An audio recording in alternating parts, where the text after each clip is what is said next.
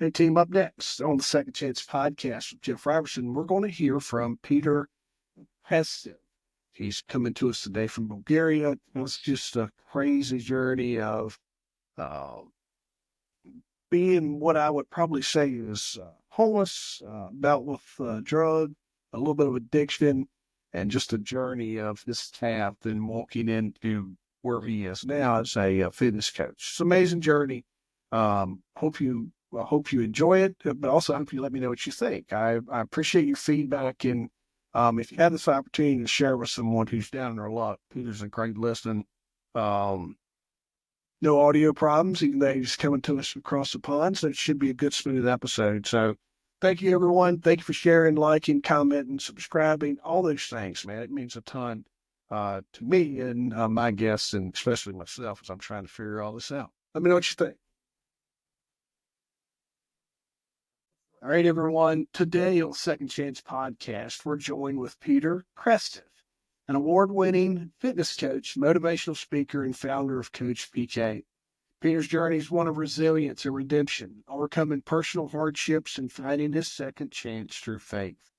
Now he dedicates his life to helping others transform their health and mindset with sustainable strategies for success. Let's dive into this incredible story and the lessons he's learned along the way. I'm excited to learn from you, Peter. How you doing? Hey, Jeff. I'm very well. Pleasure to be here. Honored to be your guest. Yeah. This is Bulgaria meets southwestern Virginia today. So I'm excited to talk to you and learn more about what you do, and as a fellow fitness professional, who's someone who is able to attach award-winning fitness coach, and that means a lot. So I'm excited to learn more about that. Sure thing, man. Yeah. But I think what you just reading and learning about you, you mentioned that finding God was a pivotal moment in your life.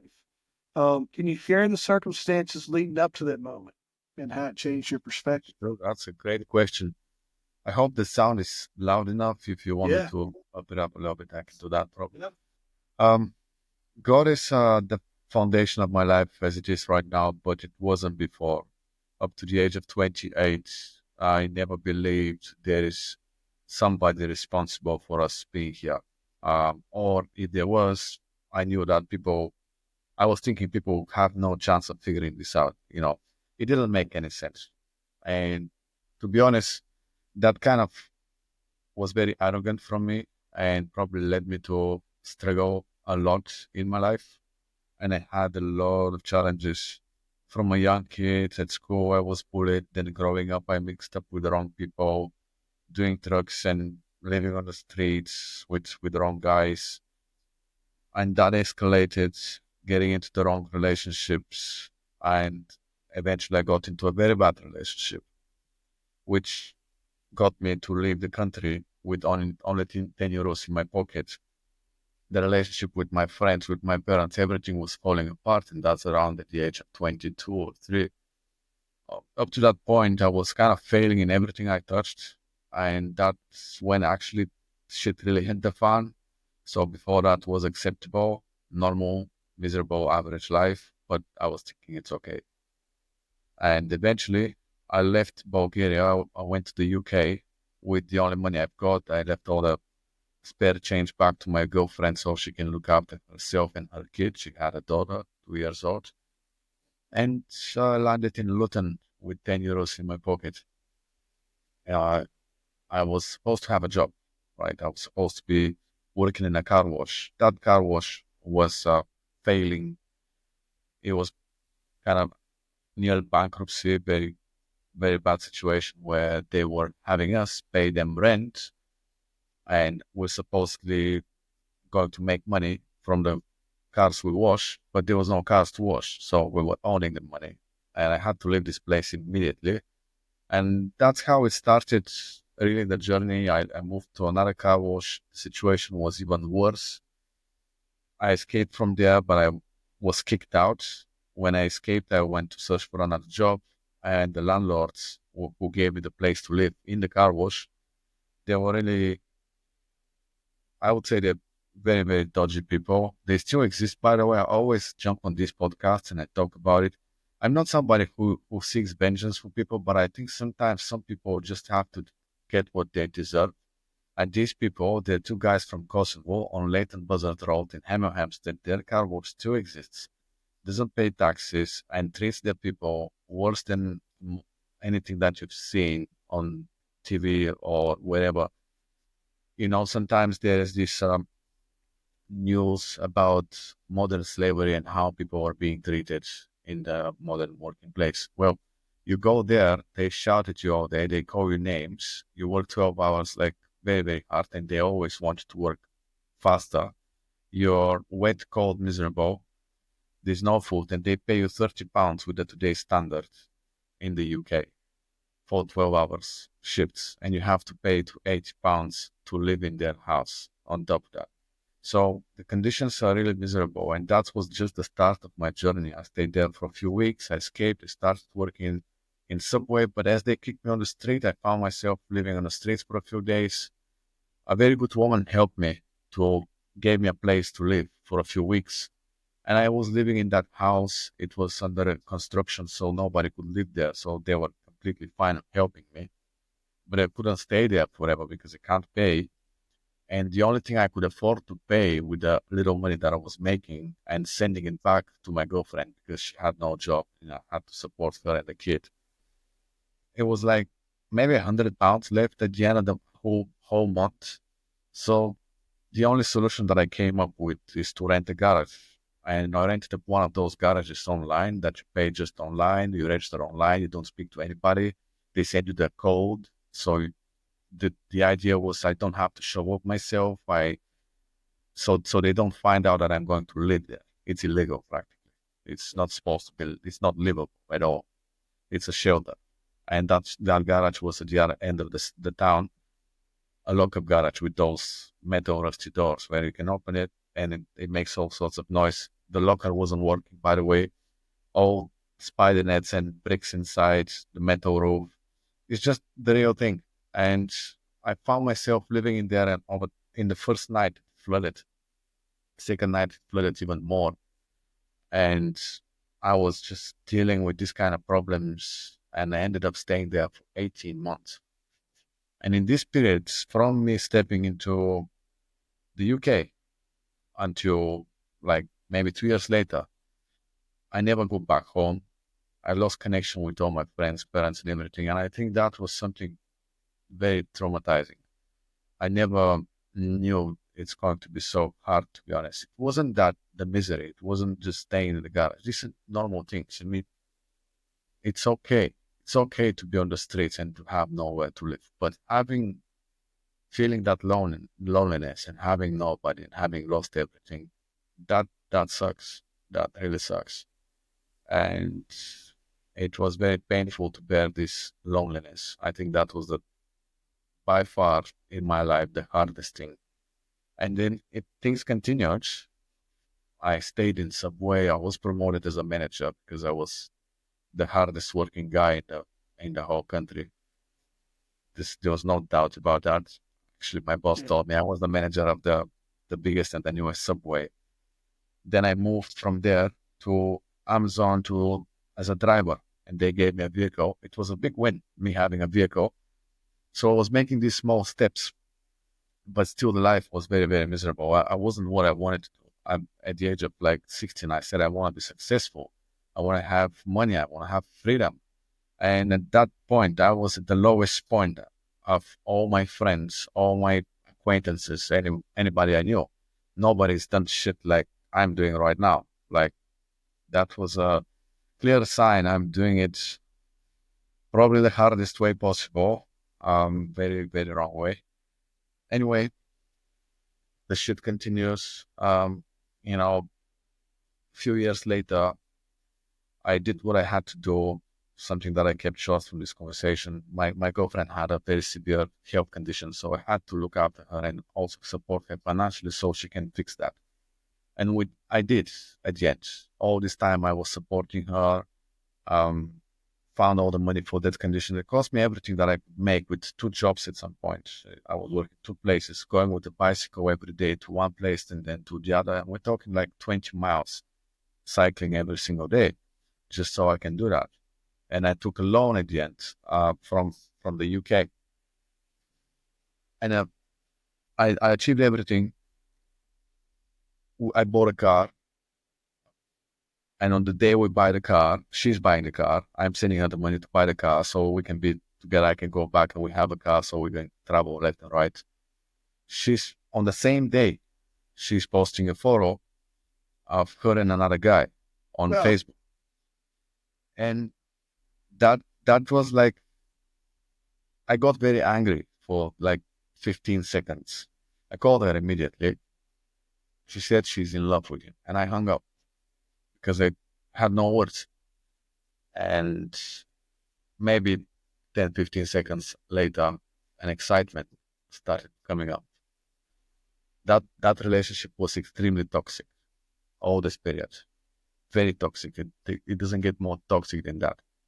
And I was just staying there because I want to support her with the kid, and I gave that promise to look after the kid and not let them be separated when we separate. And that was going to be the case if I did anything. So I kind of stick through it so I can do the right thing. And then she left me for somebody, and I was feeling happy because I just did something impossible. Nobody believed I can do what I did in terms of helping her, supporting her, going through all these struggles, paying for everything I had to pay, and just coming somehow to the other end. Nobody supports me. Nobody believed in me. My parents, I didn't even tell them the full story because they were developing health complications, and I just didn't want to stress them out anymore. So practically, it was something that I overachieved based on my own estimate. How much I can do. I never believed I can do even a third of what I did, and that meant I can now do the same thing for myself. Now, if I was failing before that, I knew that I just did something absolutely outstanding. Nobody's done that. And I can now repeat the whole thing, but for myself. And I don't just have 40 years. I have my whole life ahead. And that's how I'm going to live. That's when I decided this is the way I'm going to live my life moving forward. And I became very unstoppable, purely relentless. There was absolutely nothing that can stop me. And I started a business with a friend. That business fell apart 2 years later after just picking up because we split ways. He wanted to do something else, and I was very frustrated, and we decided to part ways. And I couldn't carry the business on my own because I needed his skills and his time and his energy, and I couldn't do it. So I left that. And I found myself, that's just before I found God now. I thought I figured it out. I thought I had the energy, the drive, the hustle. I was working harder than anyone. I was doing everything that a human being can do, in my opinion, back then. And I was still failing. I was at the age of 28. I realized if I continue this way, I don't have much time. At the age of 30, I'll be so depressed that I'll just end it. I nearly ended it anyway a couple of years ago.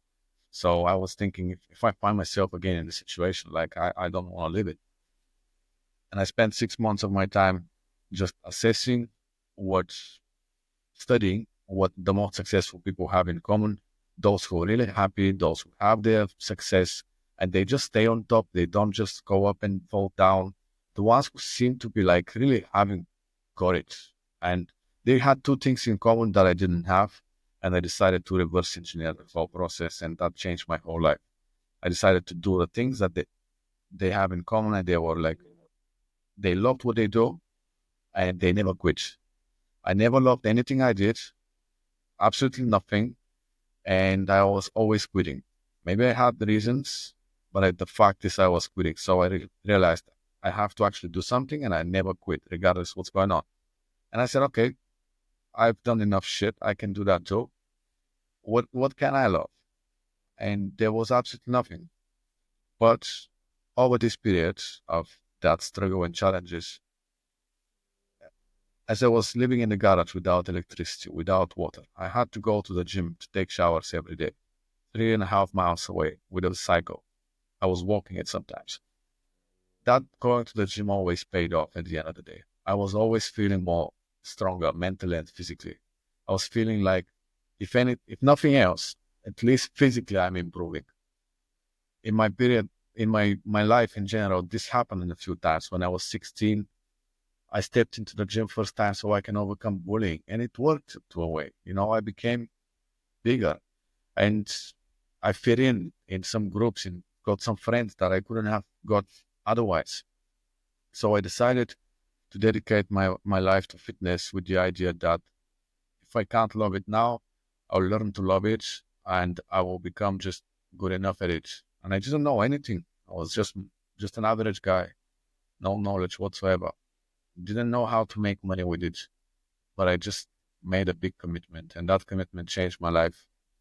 And a few months later, I also found God, and that's actually when, if if that commitment changed my life, God changed my life like 10 times more, and everything just compounded into a major energy that's behind me now. That's driving me forward and saved my life, helped me overcome my negative behaviors, blessed me with so many opportunities, closed all doors that were negative. All people that were coming to my life to take something or hurt me, they were all gone. Everything vanished. I started living a whole new life. And for the first time when I found God, I had peace in my heart and my soul. I never experienced peace before that. And in fact, I was so grateful for that peace and that calmness that I'm experiencing, that the first month after I found God, I was crying every single day. I was literally driving a car at the time, a Uber in London. I was literally stopping because I can't drive and cry. I had to stop and cry somewhere out of gratitude. And it was just amazing. It still is amazing. It has never stopped. So, and yeah, man. What year did all this kind of kick off for you? This was something else, just for to kind of put everybody in a timeline of what things look like. 2014 is when I left for the UK in September. Yeah. Just go back to Bulgaria like a few months ago. 10 years being there. The other thing that you kind of created a question for me is what was your upbringing like? What was mom and dad in the picture? Was you middle class, or where was you at poverty wise? I think they were in between poverty and middle class here in Bulgaria, which in the UK, US, for example, would be considered poverty or something like that. But, different standards financially. They had jobs, very honest and very good people. They taught me to be a good person. I got that from them for sure. And that helped me make some major decisions when I was young. So it helped me decide that I don't want to be with the guys I was messing up with because we did bad shit. And at some point I started feeling guilty and I realized this is not me. This is not who I want to be. Yeah. There's gotta be a way. And I told them straight, we split ways. I told to a few guys and we're still friends, funny enough, because there was so much respect in between us. My parents were good people. They taught me how to be good, but I never shared with them. I was living alone. They weren't there for me because I wasn't letting them in. I was bullied so much at school that I didn't want to even tell them. Things at school were really bad. I didn't want to go there. Everybody was making fun of me, and I kind of deserved it. I mean, I was funny, but yeah, it was tough, man. My childhood. When you talk about that, when you talk about like bullying and overcoming other personal challenges and hardship, those can be very transformative. Well, what would you say are some key lessons that you learned during that journey? And how do they influence your coaching today? It's a good question. One of the key lessons is that your circumstance do not define you and that you're free to choose exactly what you want to be based on a image, on pure imaginative reality. Like you can literally pick a pen and paper or go in Google and start scrolling through photos and images and say, that's how I want to live. That's the kind of people I want to be with. That's the kind of houses I want to have, the cars and the money and the women. It's or the men. You can decide literally what you want and nothing around you defines you, not your job, your status, your friends, your parents, the place you live in. I believe that's so hard that sometimes people attack me. They might say, when I've been in these public situations and big conversations, they might attack me and say that, what if you live in Africa? And they mention some of these villages where it's super criminal. There's absolutely no internet, no access to the world. There are places like that. I get it. But even in these places, I believe in my heart, if people have the information that I have right now, they will journal when nobody's watching, and they will start making their plans. When they'll start making their moves, they'll start developing themselves physically and mentally. And just one day, man, a door opens and you go through that door and you're a little bit further. And over the period of years, it could be shorter, be longer, but things change. This is what life is. So you can change anything. Nothing defines you. That's the biggest lesson. And I use that to inspire my clients and to show them that, yes, you can do it. And I see in their future, I see what they're capable of, because I know what I'm capable of myself. And I was, as I mentioned, absolute failure. If I can make something out of my life, then anybody. And especially when people come to me with successful businesses, which most of my clients are entrepreneurs, executives, because that's kind of, they have the biggest challenges. They have this busy lifestyle. They have absolutely no idea how to overcome their negative habits, especially at the age of 40 or 50. They really need somebody to show them how it's done and to keep them accountable. And I'm looking at it, a piece of cake for me, seeing how they have to change or what they have to do. And that's kind of how it works, and it really helps them. You help them develop long-term habits. And that's Yes. kind of your coaching philosophy is sustainable long-term habits. And, your background obviously helped, but was there anything that helped you develop this approach, and why do you think it resonates with them? Yeah, for sure. Well, first of all, it resonates with them a lot because I did it myself. And second of all, the knowledge that came, it was because God blessed me. When I found God, things started coming to me. Before God, there was like nothing was happening for me. I wasn't a lucky guy. Nothing was really working out. But when He came, some amazing things happened. One of them was COVID hit. Now that's very controversial. Yeah. But yes, COVID was a very good thing for me in a way because I saw the light in it, and I wasn't focused on the bad shit that was happening. And that new social media app came up. It's called Clubhouse. It still exists, but it's like not even a tenth of what it was back then.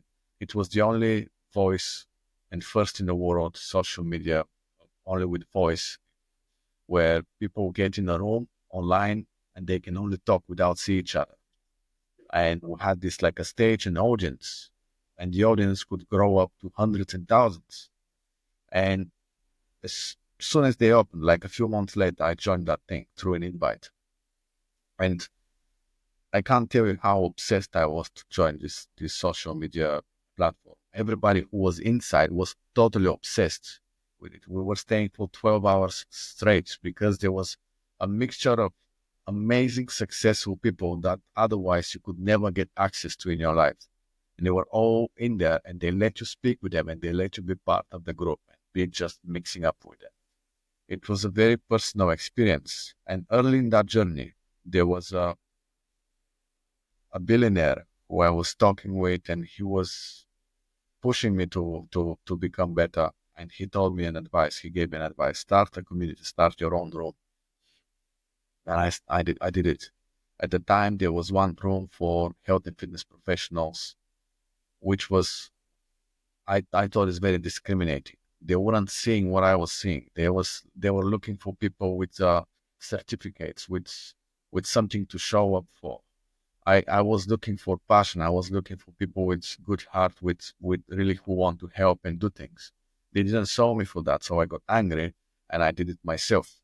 My thing grew up just as much as theirs. I became the second biggest club for health and fitness experts on Clubhouse, and we had these veterans around the world. We're talking about all sorts of scientists with as high degrees as you can get, PhDs and so on. People who have competed, got gold medals multiple times, black belts, coaches, their coaches. It was a mixture of great people, and a lot of them became my friends. And I was the host of that thing. I was the host of a room where I was giving the topics every day and asking questions and going to these rabbit holes of scientific debates. I was having these people debate and argue because I asked a question. That's every single day. And I can't tell you how much I learned from there because it's immeasurable. This is like about Yeah. 6 months every single day for up to 3 hours every single day, talking, debating. It was invigorating. It was intense. People were shouting. People were crying. It was very intense experience. And I was a host. I could barely speak in public back then. It was a learning experience. If it wasn't COVID, that would have never happened to me. And that, believe it or not, gave me more knowledge than anything else could. I now compare it, looking backwards, compare it to any normal PT on the gym floor. They can never get what the information that I got there, like 15 years on the gym floor Yeah. in once. You can never get that. And that's where I learned a lot of this shit. Now there's nothing that surprised me. I really find something that I didn't learn back then. Everything that I know pretty much learned back then. I really learned something new. And I'm trying to learn new things, but that's where it all comes from. It sets you on a path to where you've been recognized with awards like excellence in healthcare. Yeah. Um, how does the accolades validate your work, and then what drives you to keep growing in this profession, in your fitness profession? Can you rephrase the first part of the question? Like, Just like what does it mean to you after listen after coming from absolutely nothing, living in a flooded house, or flooded shed, not even supposed to be there, introduced to what your version of slavery is, and to go win an award? What does that mean to you after everything that you've been through to be recognized by your peers for excellence in healthcare? I'm recognized by some great people and institutions that create these awards. And to me, this is kind of justice because besides my passion and really love for what I do and my dedication to help people, I also have a big problem, and we all have in this industry. That industry is so messed up. It's unregulated. The the people who right now get the eyeballs are those who rank up on social media and those who can show up something interesting and entertaining. Entertainment wins nowadays. So the masses don't know what to follow, and they end up following the entertainers who don't have the knowledge, and they lead them in the wrong paths. A lot of the marketing, a lot of the advice sold, even on news, even on TV, very public media, Yeah, is often profit driven. And yeah, when I say profit driven, I'm not saying they use legit and good techniques to drive their profit home. They literally lie people. They sell yeah, wrong advice. They sell lies. And that's everywhere. For me, these awards, they allow me to show that I'm rewarded not for my good looks, not because I competed and I started myself on the stage to show how lean I can get. I'm awarded for my skills to change people's lives. And that's justice to me. That's now I can go up in these social media channels and or wherever on your podcast, and I can say I have an award for what I do. It's not just because I got jacked and I injected myself with steroids for 6 months straight and I became bigger than everybody. yeah. I actually know what I'm talking about. So that's what the awards are. And I'm very grateful for them. Is that what drives you? Kind of what drives you to keep growing inside of your profession? First of all, my dedication, that wasn't a joke. It wasn't Yes. like dedication until I make it. I literally said until the end of my life. So there is still a very long way to go. That alone can drive me. I also have a sense of responsibility. When I left my country, I always, actually, the more I stayed away from Bulgaria, the more I felt lost, like I have lost what I had there. the more I started developing this resentment and anger towards the people who made it be that way. Why was I supposed to be leaving the country? Why was that the only option for me to sort my life out? Why, when I was growing up, the only example that I got was mafia and gangsters and absolutely nothing else? Why was it like that? And that's the questions I ask. It's not supposed to be like that. And I think somebody in my shoes has perfect opportunity to keep growing and eventually make a change, because I have the drive, have the passion. If I become successful enough and strong enough financially and overall, maybe I can make a change.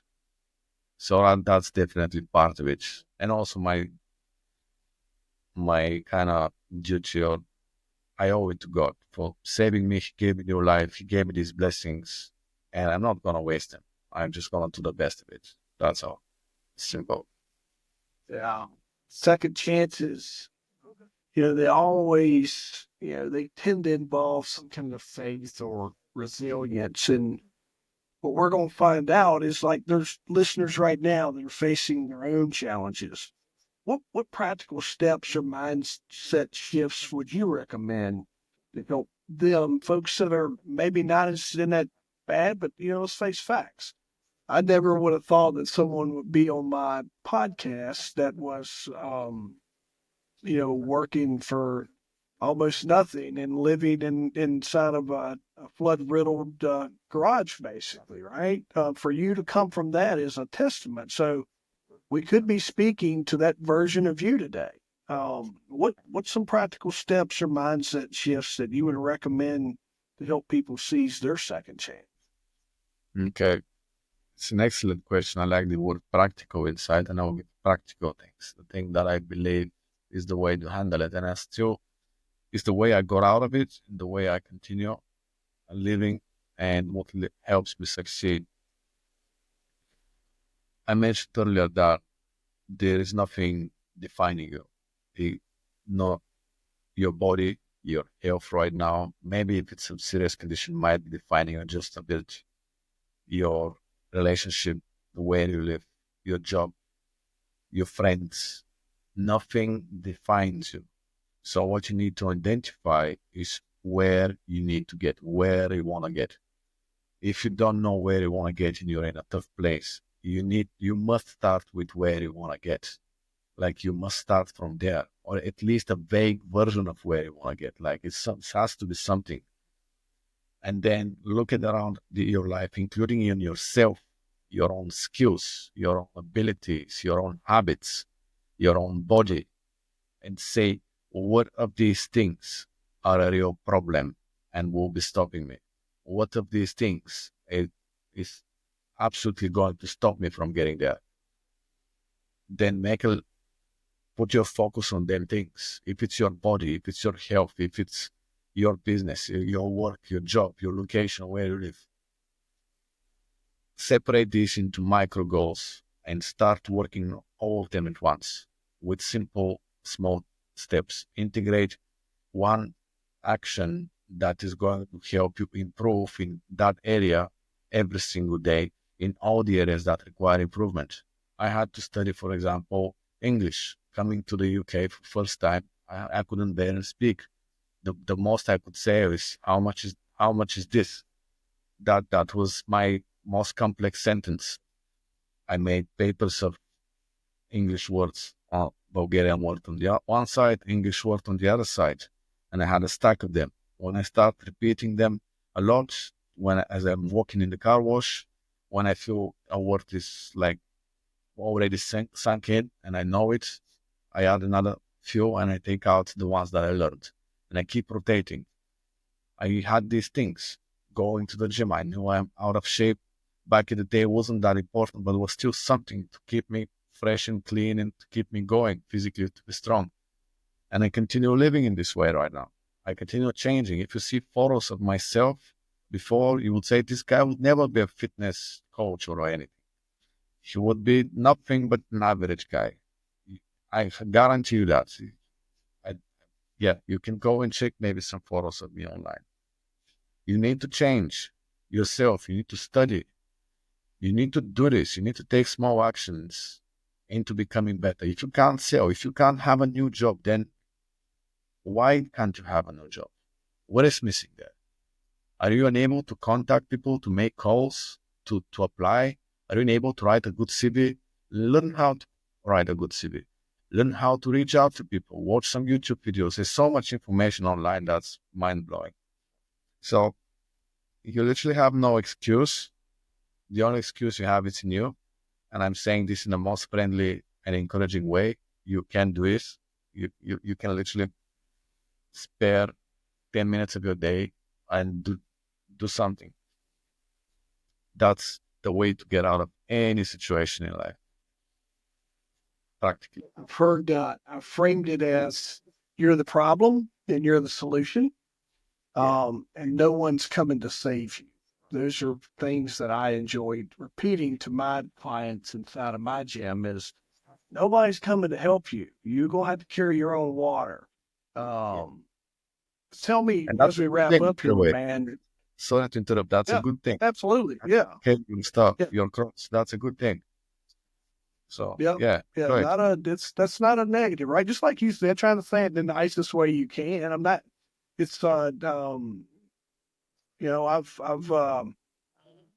kind of coined that same type thing. You don't want to be mean about it, but you want to find something that'll drive the point home that don't kind of resonate with people. When Yeah. when they're trying to figure out their own stuff, you forget everybody else has got their own stuff too. But then I tell you, you know what? I'm going to bookmark your stuff. But is there a particular place you would like for the listeners to go and connect with you, to learn more about you, or to sign up with your program?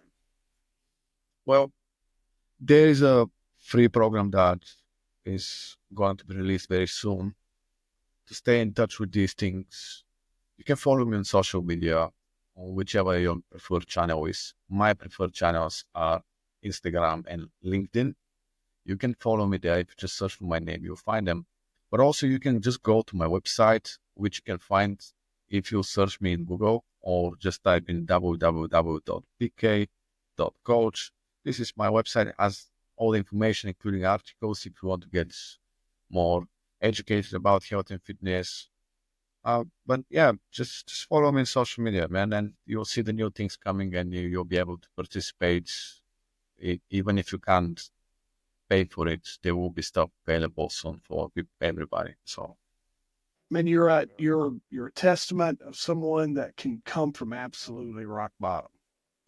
Second chance, and you're like me and many others. You've had multiple second chances, but to walk the path and share that journey with us on your path to finding your way to God, it's super powerful, and you get to our message today for the folks that's listening. You know someone who's either there or heading in this direction. So make sure you share this episode with them. We always appreciate it when you do that, but it helps amplify this guy's message. He's someone who could write his own book in resilience, and when we find ourselves at times stuck in our own problems, just think, always looking forward to those positive thoughts that you can find. And like his is, while his floors are flooding, he's still got a roof over his head, and that's a hook of a testament. So, but thank you, Peter. Thank you for being with us today, and I look forward to catching back up with you in a few months and let's revisiting your launch and how things are going. sure thing, man. And it was a nice conversation, and I know it's very valuable for people. So, thank you for the opportunity, and thanks for doing this work. You keep doing it. Yeah, Right. yeah. You're the hope dealer, man. You keep doing what you're doing. Sure thing.